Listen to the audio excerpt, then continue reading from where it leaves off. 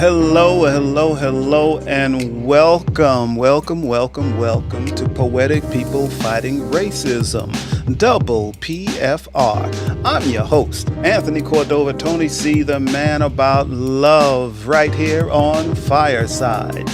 Now, here at Double PFR, we discuss racism and the caste system in the United States of America through poetry, through art, through music, using the voices of our souls, using the strength of our ancestors to heal the fractured country we live in and die in. Here at Double PFR, all souls are welcome, all people are welcome. Welcome to discuss the racism we live in. So come on in. We'll put our arms around you, providing a safe place for you, a home to protect you, a place where you're surrounded by hope, where you're surrounded by compassion, where you're surrounded by empathy, forgiveness, and love. And I'd love for you to come in with me, to stand by me, to see what we can do to change this country, to change the people that live in this country. Now, I welcome you to Double PFR with love, with a whole lot of love. Yes, I do. All right. Well, that was the intro. Another show, another episode of Double PFR, Poetic People Fighting Racism. And I welcome all that are here. And also remember, if I seem to be too close to the screen, my face is, you know, looking like that. Just pinch the screen down, pinch it down, and it'll bring me right into frame. Yes, it will. Yes, it will. First, I want to start with my producer, Jill. I can't see everyone that's in the audience. I see that really Charlie is here. So welcome, really Charlie. Do we have anyone else? We have quite a few other people. Oh, we do. We have family member Jeanette. Jeanette, family member Jeanette. Oh, hey, Jeanette, what's cooking? We have Anne Marie. Anne Marie, hello, Anne Marie. Welcome. We have Voy High. Voy High, welcome, Voy High. We have Mentee. Mentee, welcome. We have Karen. Hey, Karen, welcome. You already mentioned Charlie. Yes. And we have Mandy. And we have Mandy. Why Mandy? We know a Mandy. Not that Mandy. Not the same Mandy? Okay. Hi, Mandy. I'm happy you're here. We'll see what we get done tonight. Okay, what have I got to talk about tonight? Oh, good question. Well, remember, you can check out the fortune cookie, and that's that scroll of words across the bottom of your screen, and you can press that, and that will take you to all of my information, all of my contact information, and all of that. We also have Emily. Emily, hi, Emily. Good to see you. Good to see you. So let's see. What are we doing tonight? I'm a little out of sort. I know I do poems and I talk about poems, but it just seems to be an odd night. But it's okay. It's okay. We'll take the odd night as it comes. And also remember, check me out. Check out my website, knowtobestill.com. That is KNOW, number 2, letter B, still.com. So check that out and you can learn more about me because I'm not a big social media guy. And yeah, that's the truth. Okay. Well, tonight, I'm not sure. Sometimes I do 2 poems, sometimes I do 1. I know I'm going to start with 1, and we'll see how that goes. This poem, well, you're going to hear the poem, so I don't have to say what it's about. Is there anything I'm forgetting to mention, Jill, before? Oh, see, I said that, and I know there's something I forgot to mention. Now, in this first poem I'm going to do, for those of you that don't know, that haven't been here before, I have a phrase in the poem which is the blue and white eyes. Now, the blue and white eyes doesn't necessarily mean people with blue and white eyes. What it refers to are the people of that believe their European blood makes them pure in this country, and they believe they are better and supreme than anyone else. So the blue represents the blue blood running through their veins. And the white part represents seeing this country through the eyes, so through the white eyes of someone that believes they're superior to anyone of color in this country. So that's what that means. So the poem tonight is called Really Love, Not Hate, and which is also, let me see, the name of this, the title of this episode tonight is Hate Me, Love Me. Hate Me, Love Me. Which are you going to rather do? Hate me or love me? I hope you love me, but if you want to hate me, that's on you. Because hate does not feel good. Even the person that's giving out all that hateful energy, it doesn't feel good. It's not a good thing. Okay, so the poem tonight is Really Love. No, it's not. told you I was off. It's Really Love, Not Hate. That's the name of the poem tonight. All right, let's cue up the music and we will get to it. So, what's next? What's next? What's next? Love and more love and more love and is next. See, love has shown us a better way not to hate them, really. We should have some love for them, really, just a little love for them, really. We really should not hate them. Hate will eat us and kill us and turn us into them, see? With love guiding our lives, we will become one. We will become whole, safe and sure of what we are doing, of where we are going. One people of oppressed people, one power of oppressed people, one group, one force of enlightened people, of enlightened souls, of minority people in the United States of America, living in this country of lies where we live and die. Really, be sure of what we are doing. Be sure. We sure don't like them, and maybe never will like them. Most likely will never like them for what they've done to us, for what they do to us. But love has shown us we should not hate them. We shouldn't hate them for what they are, for who they think they are.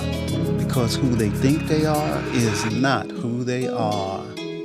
We are trying, but they keep jumping and stomping, trying to keep us down. But we keep trying while they keep trying to wear us down.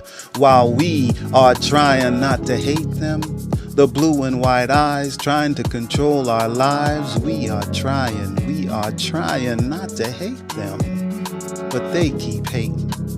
We just keep trying not to hate them. Today and tomorrow, just trying not to hate them. But love has shown us we should have some love for them, have some love for them. Some loving, living love for them, even though we know they don't deserve it. They don't deserve our open arms of love, but love has shown us they are lost and dying from damaged souls. The blue and white eyes trying to be supreme, thinking they're living their American dream, but their souls are dying from misguided dreams and centuries of lying and stealing and cheating and hurting and killing and killing and killing. So, what's next? What's next? What's next? Love. love has shown us we need to love, just love. So easy, so hard, just love and love. And as we come together as one love, as one power, as one amazing strength of love, as one divine weapon of love, as one living weapon of love. Love above all. Above all, we all of us, all minorities in this country of lies, all minorities in this country of lies need to know one thing, one thing, one thing. Love, love, love. All right. That is the poem. That is the poem. And as you know, I usually do go through the poem, and this one should be pretty easy and pretty quick to go through because it's really about a love. Love. Yes, Jill. Charlie has a comment. Hey, Charlie. Charlie says, "Love the sound of your teaching tongue and the background sounds being sung." Writing during the show, writing poetry during the show. That's what I love. And I'm glad that that was great, really, Charlie. And I'm glad that he did that because um, everyone in the audience, this show is for us. So if there's any other poets in the audience that want to recite their poem, you are always welcome to come here and do that. But if you are a painter, if you are a musician, whatever your talent is, or if you just want to make a comment, I'm always open. Yes, Jill. And we have two other people who have joined. We Okay. have Lori Hi, Lori. and we have Phoenix Rising. Phoenix Rising. Ooh, coming out of the ashes. I love it. I love it. I love it. I love it. Ah, Phoenix. Wow, I just have that image stuck in my head. I'm probably going to be like really Charlie now and write a poem like right on the spot, right? Not. I'm not going to do that. Okay. So I'm going to go through this poem. Um and it's going to be pretty quick because this poem is mostly about being able to love and how powerful love is if we would learn to love each other and even love the people that we don't like, the people that do us wrong.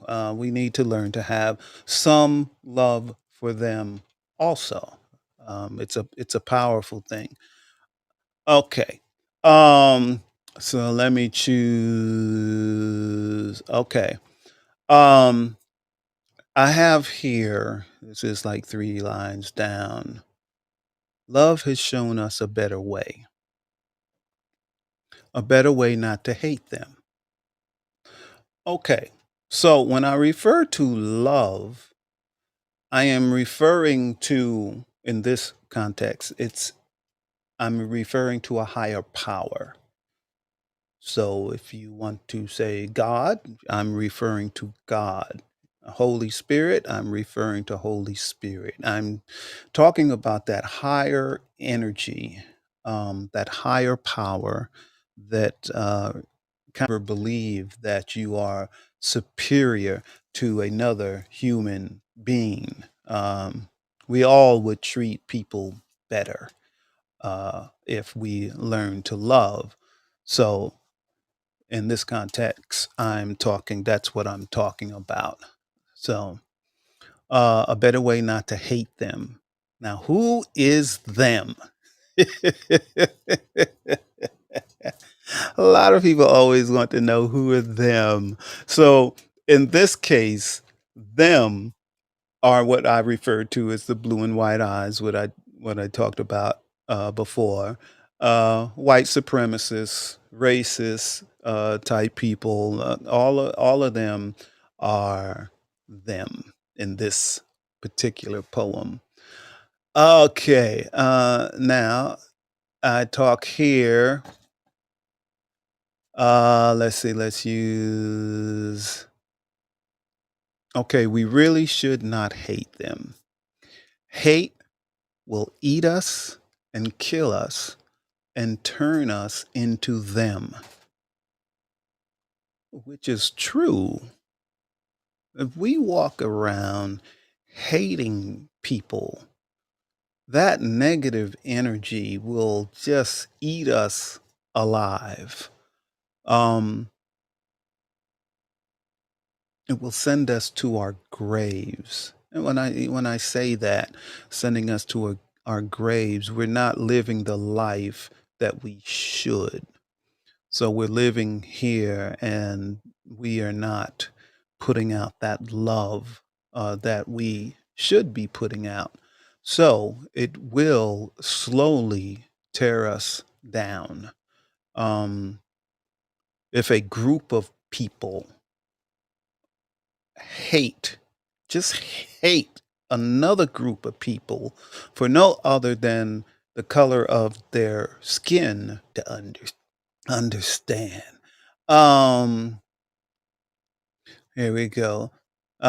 See, with love guiding our lives, we will become one. We will become whole, safe, and sure of what we are doing, of where we are going. We'll become one people of oppressed people because we have been oppressed in this country and we are still being oppressed in this country. One power of oppressed people, one group, one force of enlightened people, of enlightened souls.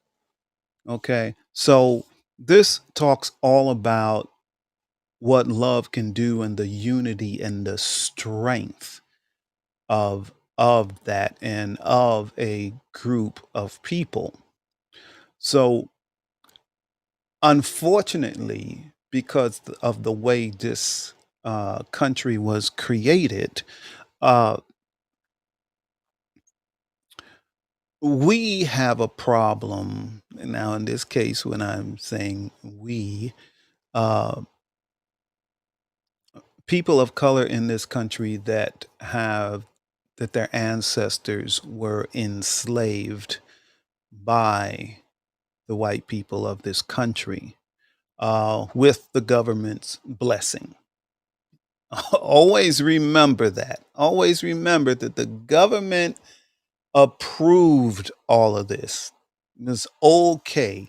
It's the way to gain wealth when you have people that work for you for free. And it's the same reason why a big corporation, when they need to save some money, they cut the employees first because the employees' wages is what costs the company more than anything else. So if you're running a farm, a plantation, and you don't have to pay any employee because that we were enslaved and our ancestors were enslaved and the things they did to us to pit us against each other, well, that still plays on us. Okay, so we tend to have a hard time pulling together. But if we really start loving each other, it's going to be a lot easier for us to pull together. And that would be our power. That would be our strength.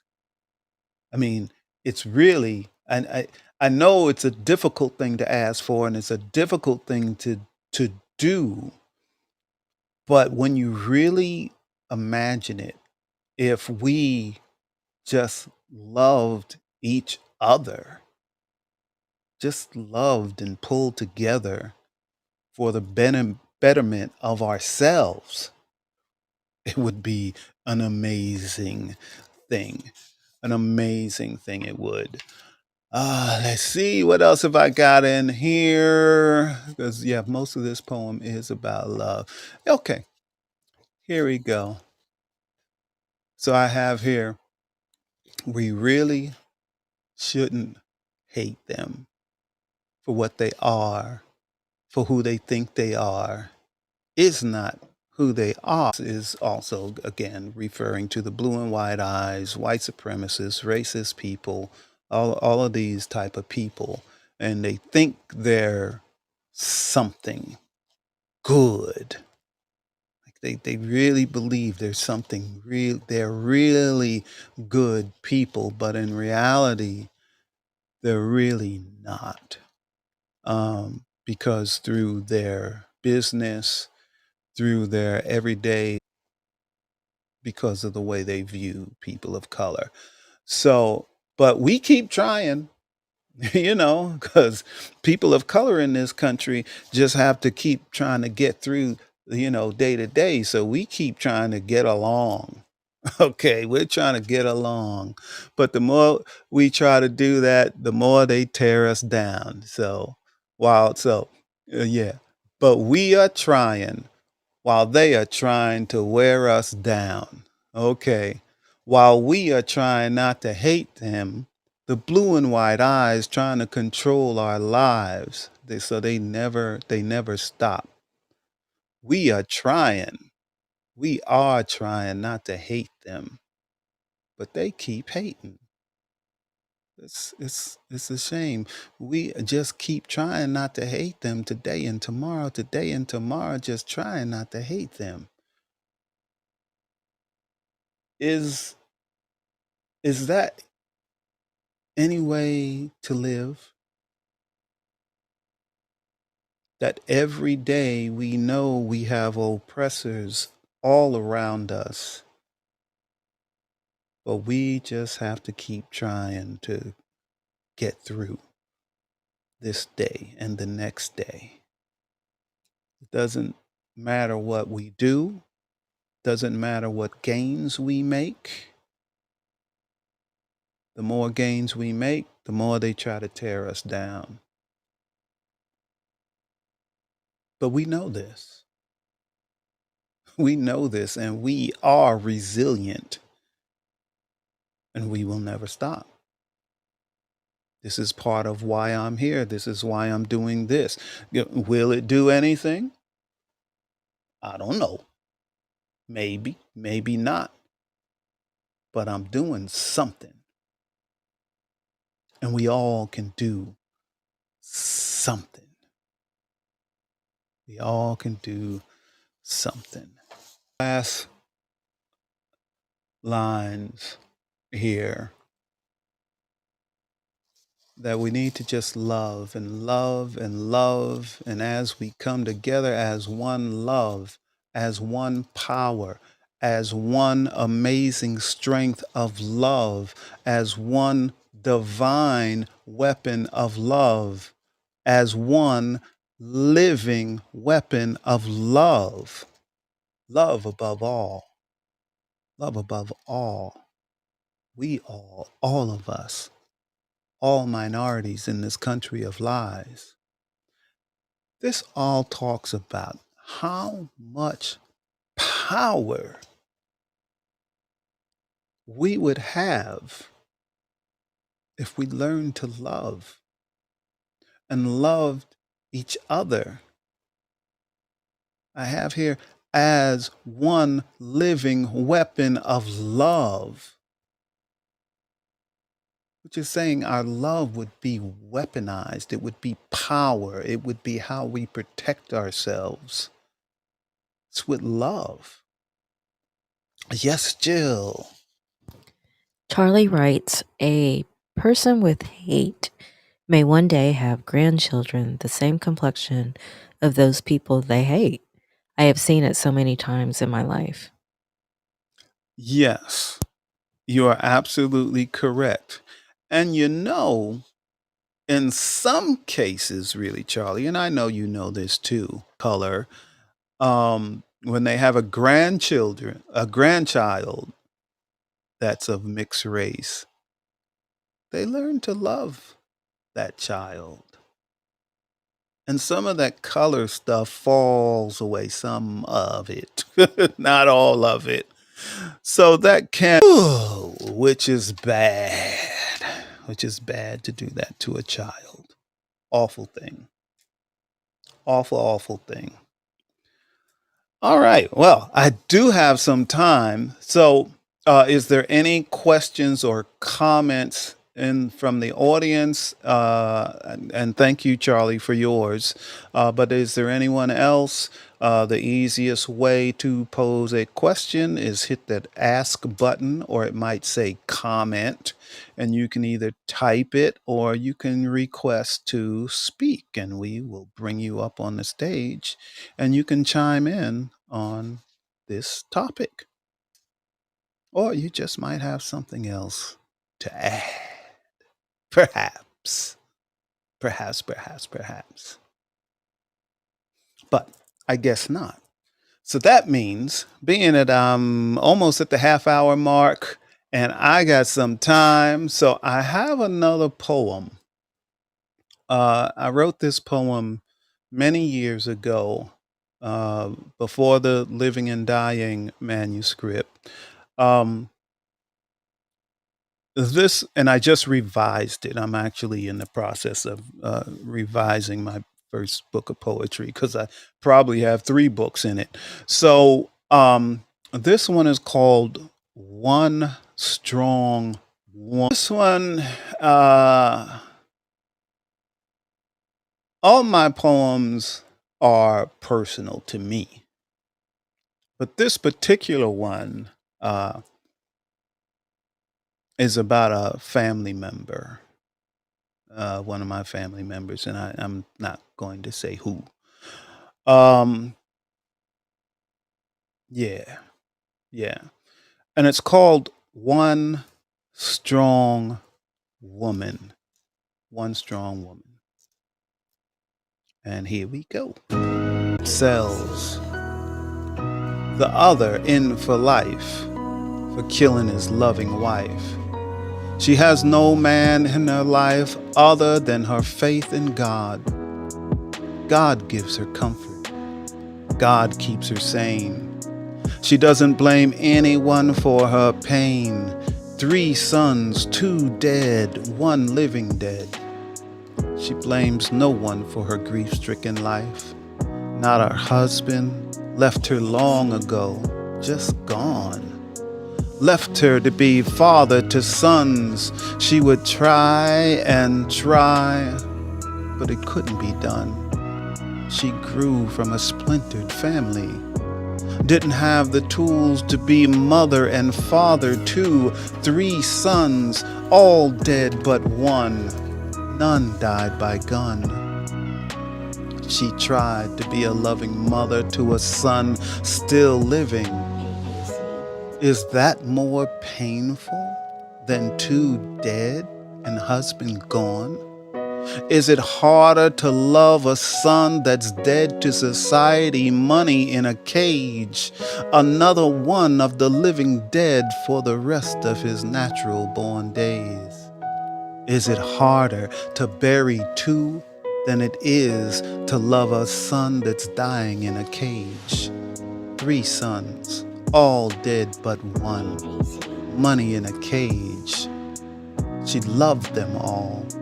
She loves them all, dead or alive.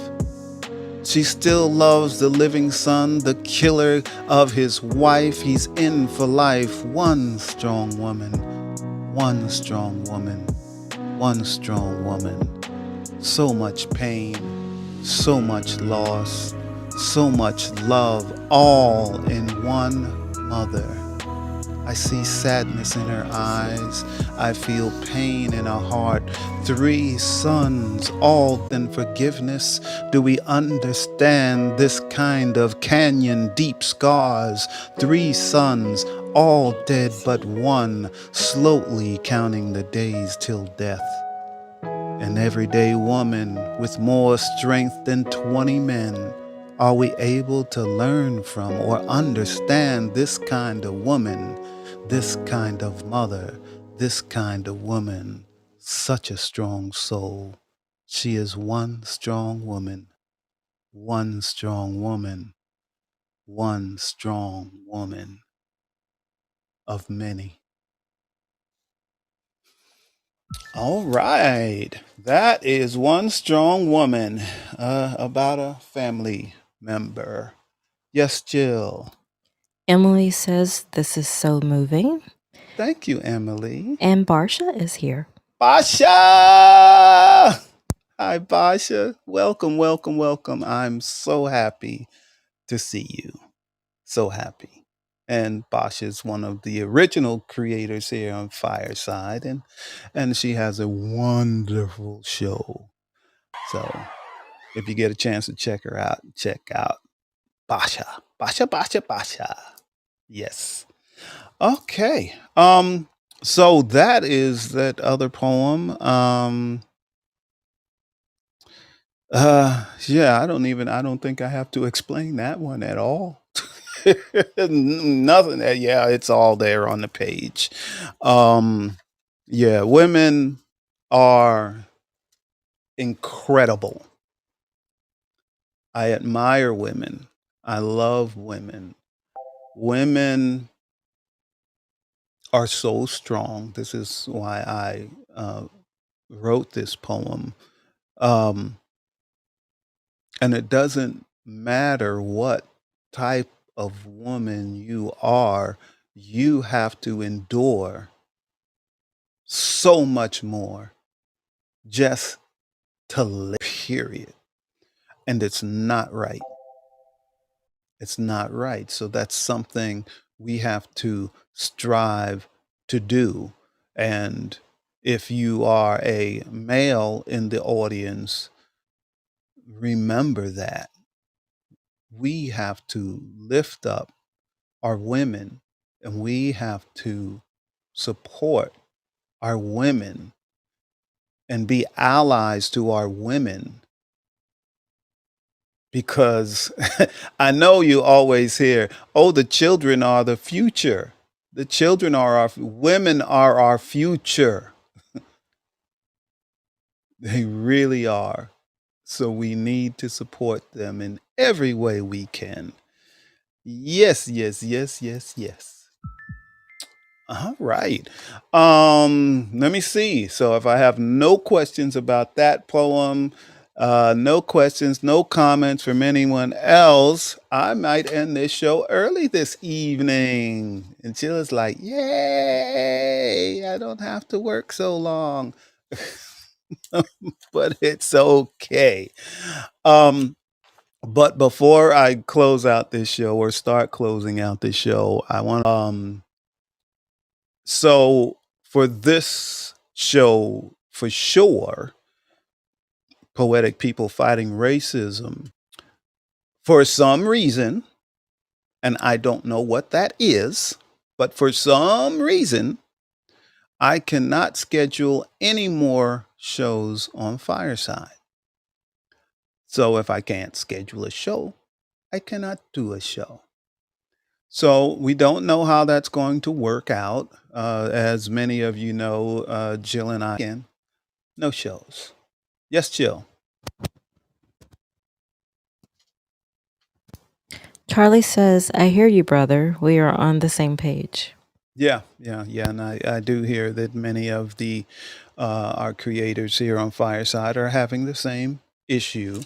Some of our shows still will air until we run out of shows, and it's also possible that starting tomorrow, poof, everything is just gone. So remember, keep my website, knowtobestill.com, which is KNOW number 2, letter B, still.com. And if you don't see me around, check out my website from time to time and see whether what I'm doing, what we are doing, if anything changes or not. We are working on some things, but we don't know which direction we're going to go yet. So anyway, that's all that's going on. with that. So if I don't see you on this show again for a while, it's been great having all of you that have supported me at this show. And as you know, anyone that I consider myself to be an everyday activist, and being an everyday activist is just something, doing something to help. So if you're any part of LGBTQ, you also will understand we always have to do something to keep us moving forward, to create some change in this country. And me doing this show is my part of being an everyday activist. You, even if you didn't speak, it doesn't matter. You are here, you listen. You may have learned something. You may not have learned something. You may talk to someone about this show tomorrow or in a week. You may say, did you know that something, something, something, something? That is part of being an everyday activist. Do whatever you can do to create a conversation, to start some change, to do something to make this country a better place to live in. And I love this country. I personally wouldn't want to live in another country because this country has many good things about it. Okay. But this country isn't perfect and never will be perfect. But I still want to do things to make it a better place to live. That's my part. And that's what I'm going to continue doing, whether it's here on Fireside or somewhere else. It doesn't matter. I will continue to do this. This is part of my purpose in life. So you will be seeing me again for sure. That will definitely happen. Definitely, definitely, definitely happen. Woo wee. Yes, yes, yes, yes, yes. Okay, now I'm really gonna close out the show. Emily says best wishes to you. Oh, thank you, Emily. I appreciate it, and good seeing you here in the audience. Thank you. Um, so as I was just saying, be an everyday activist. Also, be love, show some love. Also, do something different will begin to change your life if you do something different. The music that's playing right now is called Choral by 29 Beats.